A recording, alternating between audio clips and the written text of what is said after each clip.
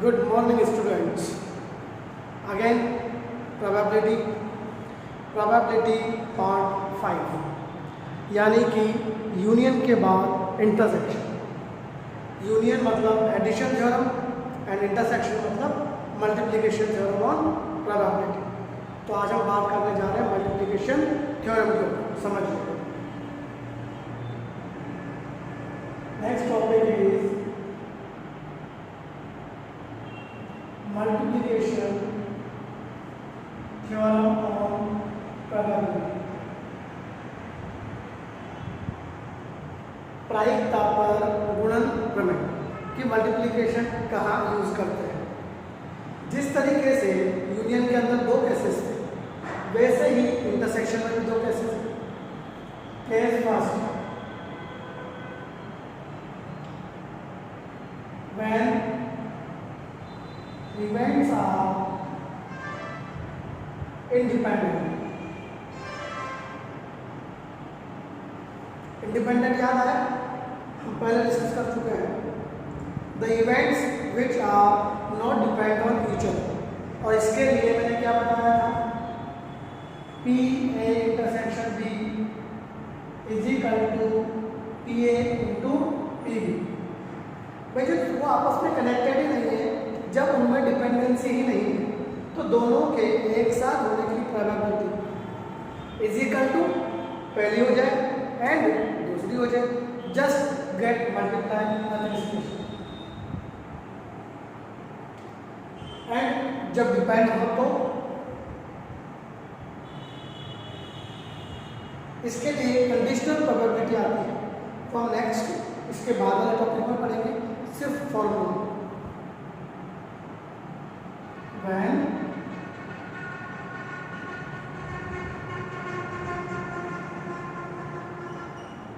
events are dependent।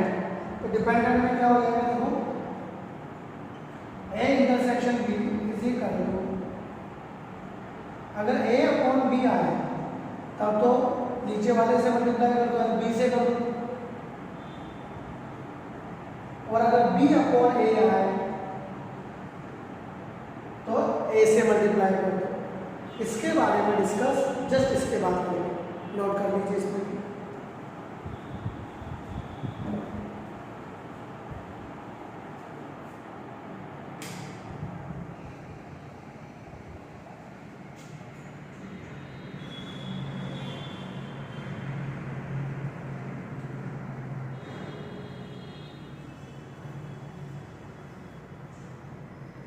Note कर लिया ना। क्वेश्चंस करते हैं किस पर, क्वेश्चन कैसे बनता है। ठीक है, सिंपल क्वेश्चन बनता है, यहां से थोड़ा सा अच्छा क्वेश्चन बन सकता है।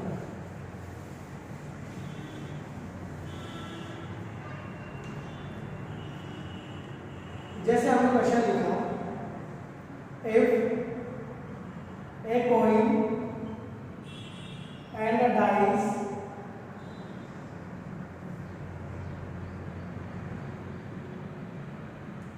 thrown together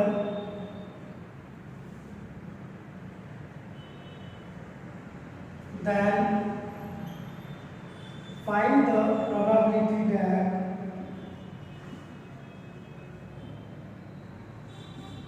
dice shows 5 and coin show 10। एक कोइन है और एक डाइस है, उनको मैंने एक साथ उछाला तो कोइन पर तो 10 आना चाहिए और डाइस पर 5 आना चाहिए। अब आप देखो, कोइन और डाइस क्या कनेक्टिविटी है, कुछ नहीं, दोनों का आपस में कोई कनेक्शन नहीं है।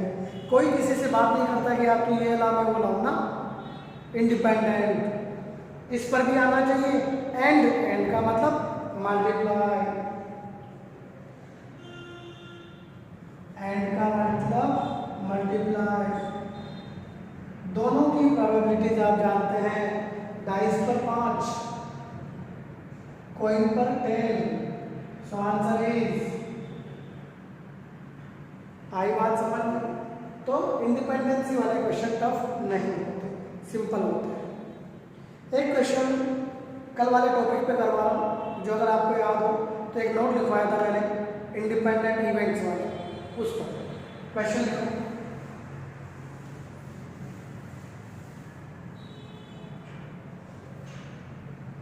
If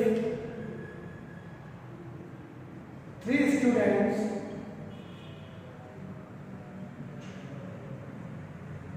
can solve a problem with 1/3, 2/5 and 3/7 probabilities respectively। Students को नाम ले लेता हूँ, 3 students A, B and C। If 3 students A, B, C can solve a problem with this probabilities, कि एक ही क्वेश्चन सोल्व करने की प्रोबेबिलिटी ये है, ये B की है और ये C की है। If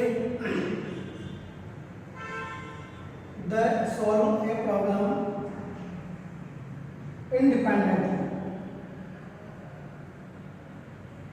मतलब वो आपस में कोई डिस्कशन नहीं कर रहे, चीटिंग नहीं होनी चाहिए, ठीक है। देन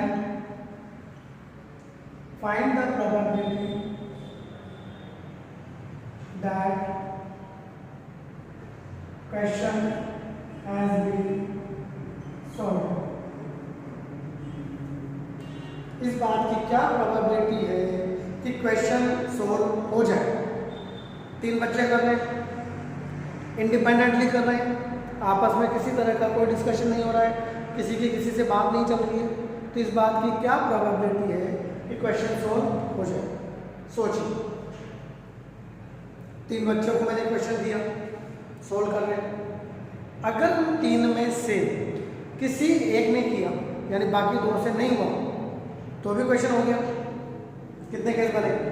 3, या तो A या B या C। मान लो किसी 2 ने कर लिया तो भी तो क्वेश्चन हो गया। फिर 3 केस, मान लो AB ने कर लिया हो, मान लो BC ने कर लिया हो, मान लो AC ने कर लिया हो, और अगर तीनों ने कर लिया तो भी हो गया। तो कितने केस? 7। सही है। उसके बजाय एक काम करें, क्या 1 माइनस क्वेश्चन नॉट सॉल्व। भाई होने की प्रोबेबिलिटी मतलब 1 माइनस नहीं होने की। अब देखो, नहीं होने का एक ही केस है, कौन सा? ना तो A से, ना B से, ना C से। ना तो A कर पाए, ना B, ना C। ये क्वेश्चन होने की प्रोबेबिलिटी है। अब होने की पता है तो नहीं होने की 1 माइनस, A से नहीं होने की, B से नहीं होने की, और C से भी नहीं होने की। आई बात समझ में? कल ये तो फॉर्मूला लिखवाया था, 1 minus P1, 1 minus P2, 1 minus P3। और मैंने कहा भी था, it's very very important. Advance के अंदर 2012-13 में डायरेक्टली फॉर्मूला बेस्ड क्वेश्चन आए, बशर्ते समझ में आता है।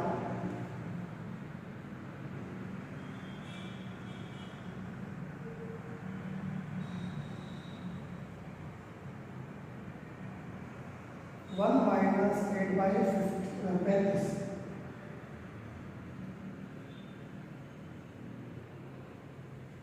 क्लियर। 35 में से 8 दें तो 37। ये इसका फाइनल आंसर। इसमें और कौन से क्वेश्चन बनते हैं, इस तरह से प्रोबेबिलिटी बता देता हूँ। मान लो इनके सेम क्वेश्चन आपसे कहा जाए find the probability that question is solved by exactly 1 student. ठीक एक विद्यार्थी से क्वेश्चन सोल्व हो, समझ गए? एक से करवा दो तो 2 से मत करवाओ।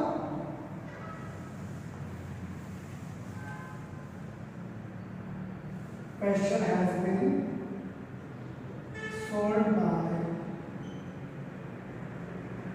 exactly 1 student। एक से करवाना है इसका मतलब बाकी दो से नहीं होना चाहिए, इंडिपेंडेंट है। चलो ए से करवा दो, बी और सी से मत करवा दो, बी से करवा दो, ए और सी से मत करवा दो, सी से करवा दो, ए और बी से मत करवा। और इसका मतलब इसमें आंसर क्या लिखना है वो तो आप समझ रहे। ए का मतलब जब बार है वो माइनस कर देना, बी बार, सी बार, बी,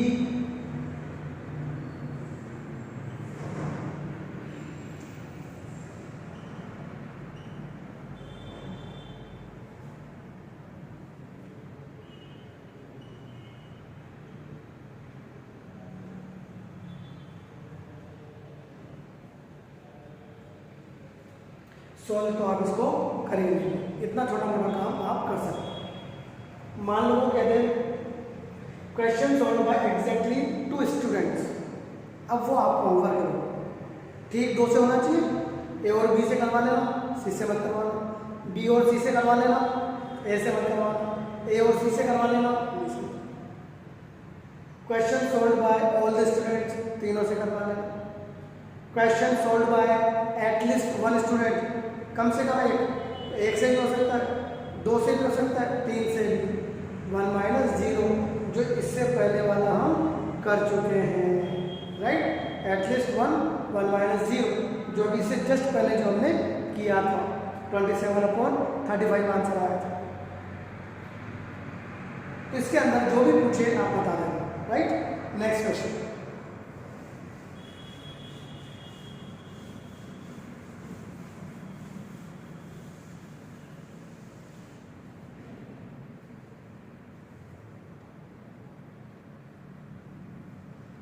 इसमें देखो मैं सिर्फ वर्बली बता रहा हूँ कि और कौन कौन से क्वेश्चन बन जाते हैं।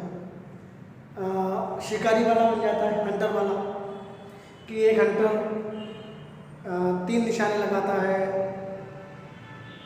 सही निशाना लगने की प्रॉब्लम कितनी है, अगर वो 5 निशाना लगाता है तो पक्षी मर जाए, वोटेवर, इस तरह का कुछ सेम कंसेप्ट। 1 माइनस पक्षी नहीं मरे, 1 माइनस सारे निशाने फेल कर देना, लाइक सेम कंसेप्ट। 2 हेलीकॉप्टर उड़ रहे हैं, बम डालने की प्रोबेबिलिटीज किसी जगह इतनी है, बी हेलीकॉप्टर बम तभी डालता है जब ए का निशाना फेल हो जाए, तो जो आपका टारगेट है वो बी हेलीकॉप्टर द्वारा ही डिस्ट्रॉय हो, नष्ट हो, इस बात की प्रोबेबिलिटी। ए से फेल करवा दो, बी से निशाना लगवा दो। बिल्कुल सिंपल क्वेश्चन, मतलब आप इजीली पढ़ें, इंडिपेंडेंट और डिपेंडेंसी चेक करें, और अगर इंडिपेंडेंट है तो just multiply, nothing special. Clear. एक और क्वेश्चन करते हैं, मान लो इंडिपेंडेंट है, ठीक है। If P A is equal to 1/3, union आपको दे दिया 2/5 and both A and B are independent, then find P। Union दे दिया, A दे दिया और कह दिया कि दोनों इवेंट्स इंडिपेंडेंट है, तो क्या B की प्रोबेबिलिटी फाइंड आउट कर सकते हैं?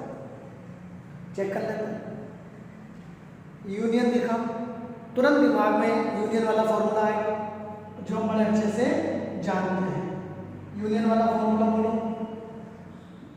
P A P B minus P A intersection B. ये फॉर्मूला बड़े अच्छे से जानते हैं। स्पेशल देखो,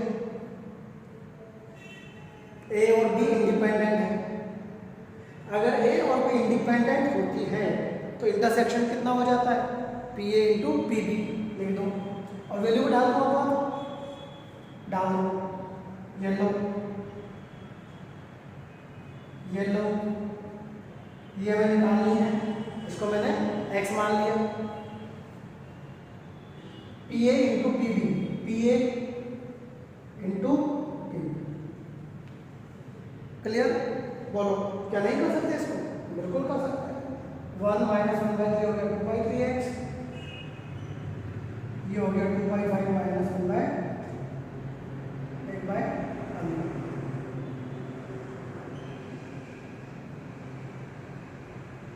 3 से काटा 5 1/। और x का मतलब क्या है? p। ठीक, राइट।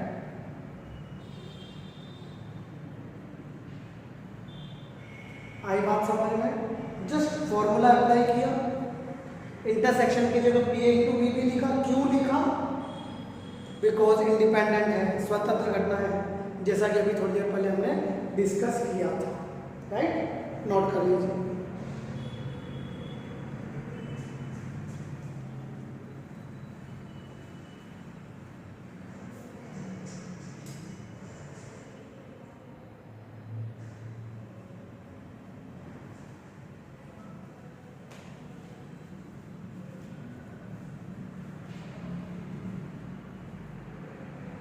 अब हम बात करते हैं कंडीशनल पर, ए बाई बी पर।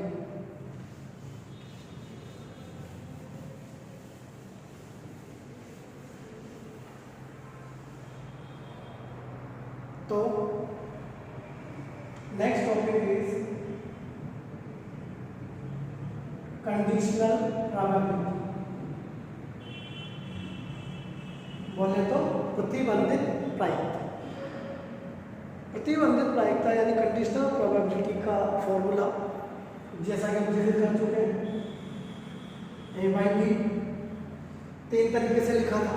ठीक है, इसको बोलते क्या है वो भी मैं बता चुका हूँ। Probability of happening A while B happens, A के होने की प्रोबेबिलिटी जबकि बी घटित हो चुकी है। राइट,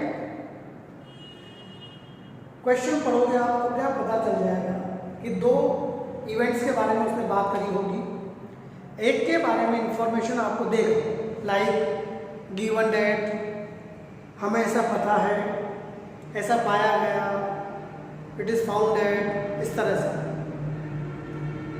और किसी के बारे में पूछेगा, वो आप देख लो। क्वेश्चन की लास्ट लाइन से पता चल जाता है कि find the probability of that, उससे। तो फॉर्मूला लिखो डायरेक्ट। इसका फॉर्मूला होता है P A intersection B upon P. Right, अगर ए बाई बी के बजाय बी बाई ए आ जाए तो ऊपर आगे वही आएगा, बस नीचे कौन आ जाएगा? पी। ये होता है ए बाई बी या बी बाई। एक छोटा सा क्वेश्चन पूछ रहा हूँ आप लोगों से, आप सबसे। व्हाट अगर ए और बी म्यूचुअली एक्सक्लूसिव है, परस्पर अपवर्जी है, तो इनकी वैल्यू कितनी होगी? याद करो, परस्पर अपवर्जी म्यूचुअली एक्सक्लूसिव के लिए इंटरसेक्शन की वैल्यू 0 होती थी। याद आया? So both are 0। राइट, तो इसको ऐसे करें,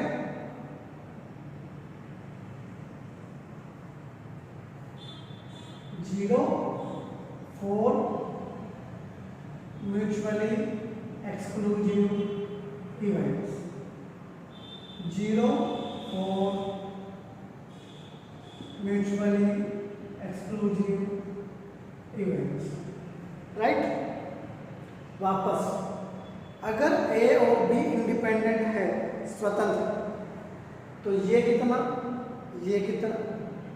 अभी थोड़ी देर पहले हमने पढ़ा था इंडिपेंडेंट यानी स्वतंत्र घटनाओं के लिए ए इंटरसेक्शन बी बराबर P A into P B, P A into P B upon P B, P B से P B cancel, so answer is P ए।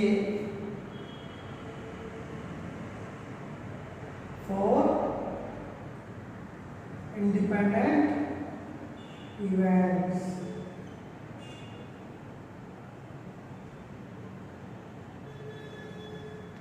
और ये पी बी हो जाएगा, बिकॉज पी ए कैंसिल हो जाएगा, P B for independent events. आई बात समझ में? ये तो बिल्कुल बेसिक चीजें हैं, राइट ना। क्वेश्चन कैसे बनेगा, तो क्वेश्चन करते समझ में आ जाएगा। स्टार्ट करते हैं question.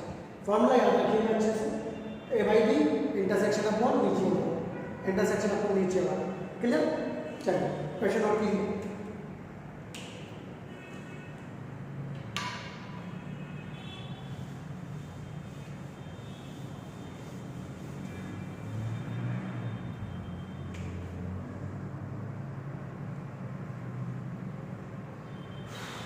If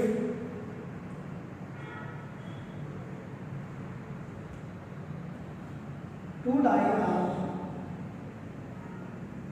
thrown together, then find the probability of getting it if both shows different digits.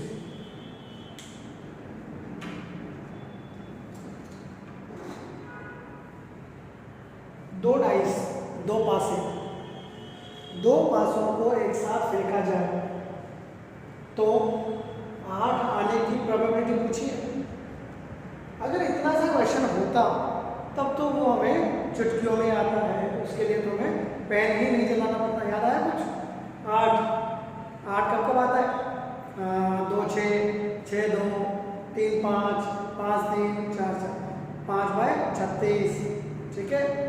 But एक एक्स्ट्रा लाइन आ गई, if both shows different digits, जबकि वो दोनों अलग अलग नंबर लाते हैं, दोनों पर अलग अलग नंबर आता है। तो बहुत को दिया और इजी लग रहा होगा, सर ये और इजी हो गया। 4 4 हटा दो, कितना हो? 4 केस बचे, 4 बाई 36। गलत। जब भी एक्स्ट्रा लाइन आएगी, ये क्वेश्चन वो वाला नहीं, अब ये बन गया कंडीशनल का। समझाऊंगा कैसे। कंडीशनल का फॉर्मूला लिखो, लिखा।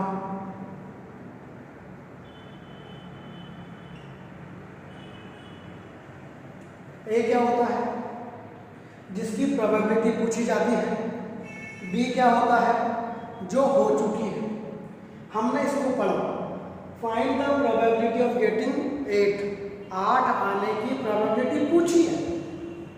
इसका मतलब ए तो हो गया कि सम 8 आना चाहिए, और बी जो हो चुकी है गिवन दैट, जबकि वो दोनों डिफरेंट शो करते हैं।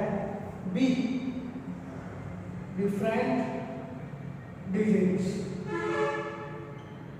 उनके द्वारा शो की जाती है। अब इसी क्वेश्चन को सोल्व करने के लिए हमेशा सबसे पहले नीचे वाला करेंगे, देन ऊपर दोनों का कॉमन। तो बोलो पी बी। यहां मत देखो, मैं पुराना क्वेश्चन पूछूं, बताओ। 2 डाइस, दोनों पर अलग अलग आने की प्रोबेबिलिटी सेम आने की 6 थी ना, तो नहीं आने की 36 हो जाएगी, यानी 30/36। उम्मीद करता हूँ समझ में आ गया होगा। अलग अलग आने की प्रोबेबिलिटी। अब ऊपर इन दोनों का इंटरसेक्शन, अलग अलग में 8 आने की प्रोबेबिलिटी, अलग अलग में 8, ओनली 4 केस। 4,4 वाला केस नहीं लेना, तो 4 बाय 36, 36 से 36, 2/15। फर्क पड़ा ना? देखो 4 बाई 36 नहीं आया आंसर, 4 बाई 30 आया। एक्चुअली में अभी सोचे कि अपन गलती कहाँ कर रहे थे। अपन गलती ये कर रहे थे, अगर आपको लिखते हो तो, कि आपने ऊपर तो 4 कर दिया, पर अगर आपसे कहा गया है कि दोनों पर डिफरेंट नंबर्स आते हैं, तो भैया टोटल केसेस 36 कहाँ है? डिफरेंट डिफरेंट का तो 30 रहे, तो टोटल भी तो बदल गया, इसलिए तो आप बोर्ड में हैं जब तो ऐसे ही करें, और अगर आप कंपटीशन एग्जाम में हैं तो डायरेक्टली इसकी प्रोबेबिलिटी अपॉन इसकी प्रोबेबिलिटी, राइट, इसकी मतलब दोनों का कॉमन मतलब और अपॉन डायरेक्ट 4/30। एक और क्वेश्चन कर लेते हैं, समझ में आ जाएगा।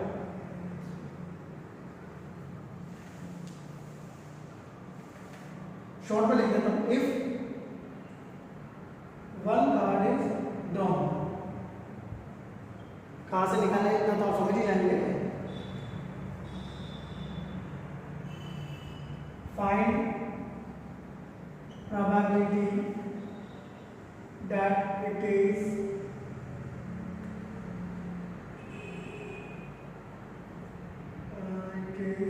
caught यानी face if it is black।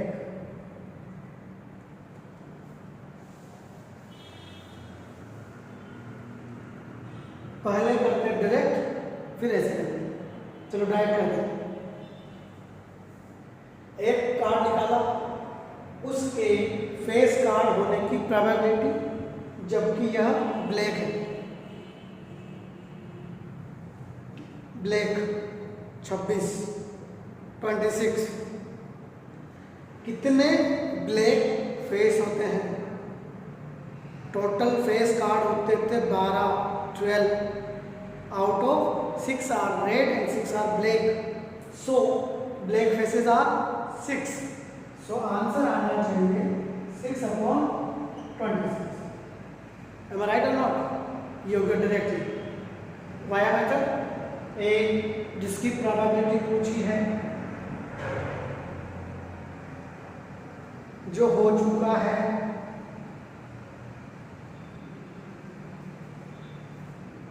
सबसे पहले नीचे वाला सॉल्व करेंगे, ब्लैक होने की प्रोबेबिलिटी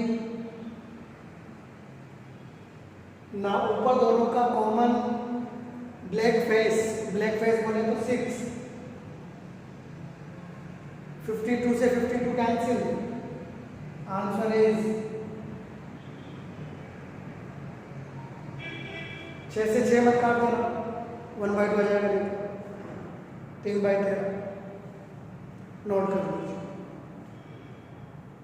तो इससे रिलेटेड और भी क्वेश्चंस हैं, आपको अपनी बुक में मिल जाएंगे, डीपीपी में और भिजवा दूंगा इसकी। करिए इसके क्वेश्चंस। कल हम बात करेंगे बाइनोमियल डिस्ट्रीब्यूशन, इस पर based probability distribution, Poisson distribution, बेस सम के बारे में। थोड़ा सा लेंथी टॉपिक है, बड़ा टॉपिक है 12th पॉइंट ऑफ व्यू से।